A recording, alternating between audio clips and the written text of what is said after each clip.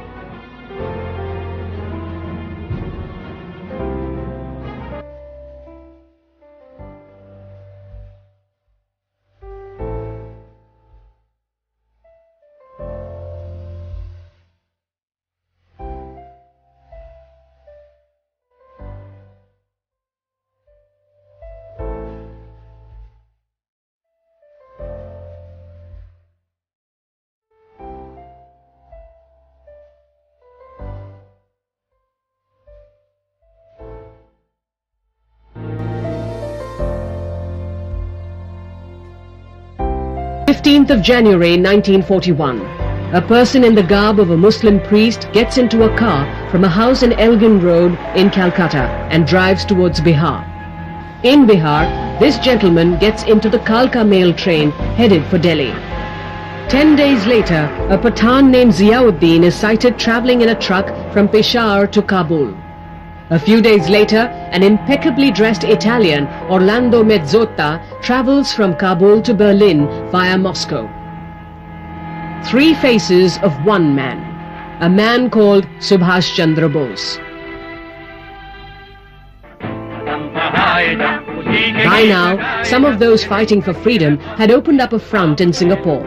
The band of fighters was called the Indian National Army. On the 5th of July 1943, Subhash Chandra Bose took over as the Supreme Commander of the INA. And in an historic call, he told his supporters, "Give me your blood and I will give you freedom." His slogan was "Dilli Chalo," onwards to Delhi. This slogan kept reverberating till 1945, when the Second World War came to an end. By June 1947, through the India Independence Bill, the Labour government in England had agreed to relinquish power on the basis of dominion status to both India and Pakistan. The horrors of communal carnage and the bloodbath which may have ensued forced the Indian nationalist leaders to reluctantly accept the partition of India. But till the very end, Gandhi argued against this division of the subcontinent.